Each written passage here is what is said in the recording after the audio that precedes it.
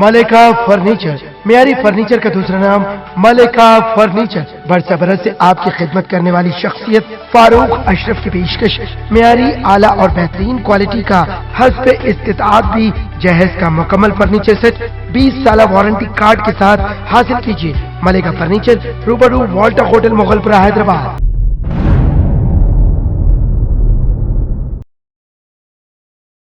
अंजुमन कादरिया की दीनी तालीमी रैली। हर साल की तरह इस साल भी इस रैली का इनेकाद अमल में आया, जिसमें तेलंगाना रियासत के वजीर दाखिला नयनी नरसिम्हा रेड्डी ने मेहमान खुसूसी के तौर पर शिरकत की और तलबा व तालिबात में इनामात की तकसीम की। इस मौके पर अंजुमन कादरिया के सदर भी मौजूद थे। Bureau report INDtoday.com।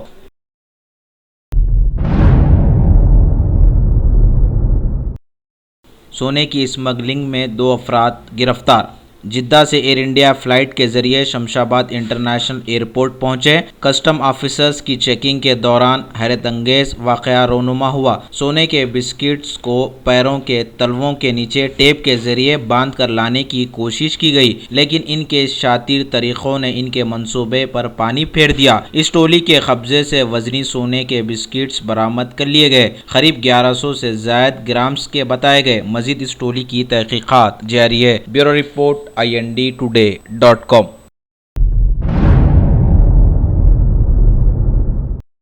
हल्के असम्बली जहीराबाद में सारिकों की टोली गिरफ्तार। जिले संगारेड्डी के हल्के असम्बली जहीराबाद में पस्तापुर चौराहे के पास पुलिस की गाड़ियों की तलाशी के दौरान 2 मुश्तबा अफराद घूम रहे थे कि पुलिस ने इन्हें हिरासत में ले लिया। पूछताछ पर पता चला कि ये 2 नौजवानों की टोली जहीराबाद के मुख्तलिफ इलाकों में से मोटरसाइकिलों का सरखा कर लिया करते थे। इस टोली के कब्जे से 10 मोटरसाइकिलों को पुलिस ने बरामद कर लिया। इसकी जुमला कीमत 6 लाख रुपए बताई गई। पुलिस ने इन्हें गिरफ्तार करते हुए मीडिया के रूबरू पेश किया और इन्हें अदालती तहवील में दे दिया। ये टोली मंसूबे के तहत मोटरसाइकिलों का सरखा कर लिया करते थे ताकि ऐश व इशरत की जिंदगी गुजार सके। इनके इस मंसूबे को पुलिस ने नाकाम बनाते हुए बिलाखिर इन्हें गिरफ्तार कर लिया। मजीद इस टोली की तहकीकात जारी है। मीडिया से बातचीत करते हुए जहीराबाद पुलिस के सर्कल इंस्पेक्टर ने बताया। Bureau report INDtoday.com।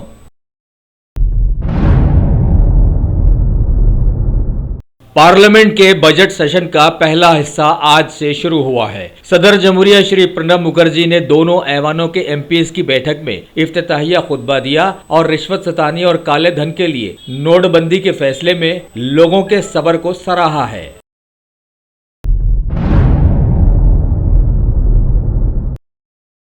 सदर जमहूरिया श्री प्रणब मुखर्जी ने ऐवान को मुखातिब करते हुए बताया कि सरकार के सारे फैसले पिछड़ी जात, गरीब, गुरबा, माजूर और समाज के सभी लोगों को जहन में रखकर किए गए हैं और कहा कि भारत के लोगों की ताकत ने स्वच्छ भारत मिशन को एक आंदोलन में तब्दील कर दिया है, जिससे मुल्क साफ सुथरा हो गया है।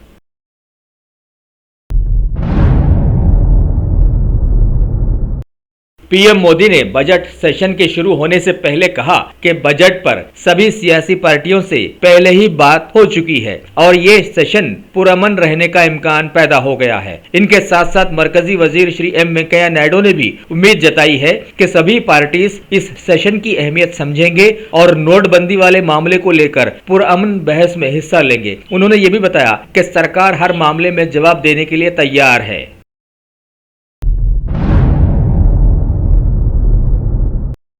मरकजी वजीर खजाना श्री अरुण जेटली ने आज ऐवान में साल 2016-17 का बजट जायजा पेश किया, जबकि बजट के खुसूसी सलाहकार डॉक्टर अरविंद सुब्रमण्यम ने भी इस सिलसिले में दिल्ली में एक प्रेस कॉन्फ्रेंस को मुखातिब किया और सारा हाल बयान किया।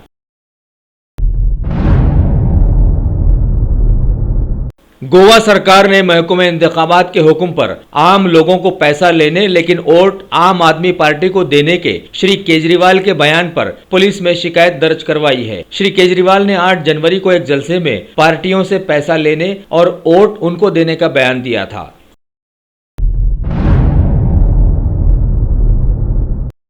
उत्तर प्रदेश में आने वाले इंतखाबात के तीसरे मरहले के लिए नाम दाखिल करने का आज आखिरी दिन रहा। इस मरहले के लिए 19 फरवरी को 12 जिलों के 69 असेंबली हलकों के लिए वोट डाले जाएंगे और सभी मरहलों की गिनती 11 मार्च को की जाएगी।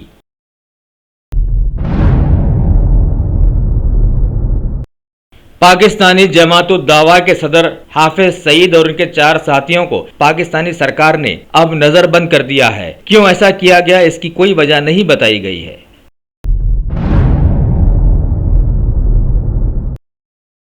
मरकजी सरकार के नोटबंदी के फैसले के बाद कई सरकारी इदारे मुल्क में लोगों को परेशान करने में पेश रहे हैं। अभी खबर है कि इनकम टैक्स डिपार्टमेंट ने बेनामी खातों के कानून के तहत 42 मामलों में बैंक डिपॉजिट्स को अटैच कर दिया है, जिसकी कीमत करोड़ों में आएगी। इसके अलावा डिपार्टमेंट ने 87 नोटिस भी जारी किए हैं, जो कि मुल्क की अलग अलग जगहों के लिए है। इस कानून के तहत भारी जुर्माने के साथ साथ 7 सालों की जेल भी हो सकती है।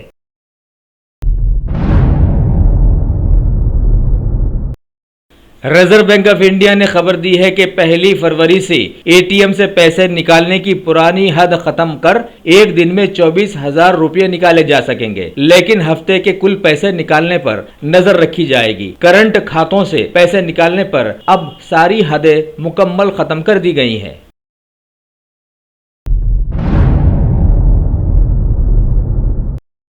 पोस्ट ऑफिसेस अब पेमेंट बैंक्स के तौर पर काम करना शुरू कर देंगे। वजीर खजाना श्री अरुण जेटली और मरकजी वजीर श्री मनोज सिन्हा ने पायलट प्रोजेक्ट के रूप में दिल्ली से रांची और रायपुर के पोस्ट ऑफिसेस में पेमेंट बैंक्स का आज इफ्तिताह किया है।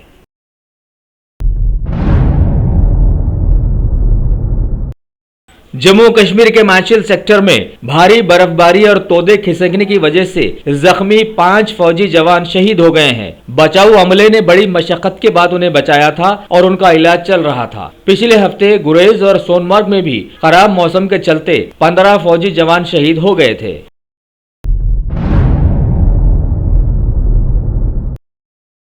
अमेरिका के नए सदर श्री डोनाल्ड ट्रंप के 7 मुस्लिम मुल्कों से आने वालों के लिए रोक लगाने के बाद उन पर दुनिया के बेशतर मुमालिक का दबाव मुखालिफत में बढ़ गया है। वाशिंगटन ने ऐसा करने पर कानूनी लड़ाई के लिए तैयार हो गया है और वो पहला स्टेट बन गया है। सदर के इस हुक्म पर सारे अमेरिका के हवाई अड्डों पर अवाम में बेचैनी की लहर दौड़ गई और इसके खिलाफ मुजाहरे भी पेश किए गए।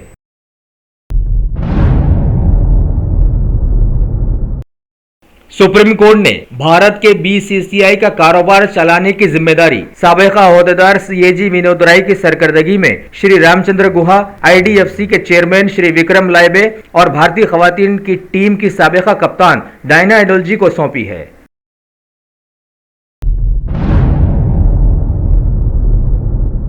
भारत की जैन समिति ने बांग्लादेश के खिलाफ क्रिकेट मैच के लिए भारतीय क्रिकेट टीम का आज ऐलान करने की ठानी है। 9 फरवरी को हैदराबाद में खेले जाने वाले टेस्ट मैच के लिए चोट से उभरने के बाद विकेट कीपर और बल्लेबाज ज्योतिमान साहा की वापसी भी मुमकिन बताई गई है।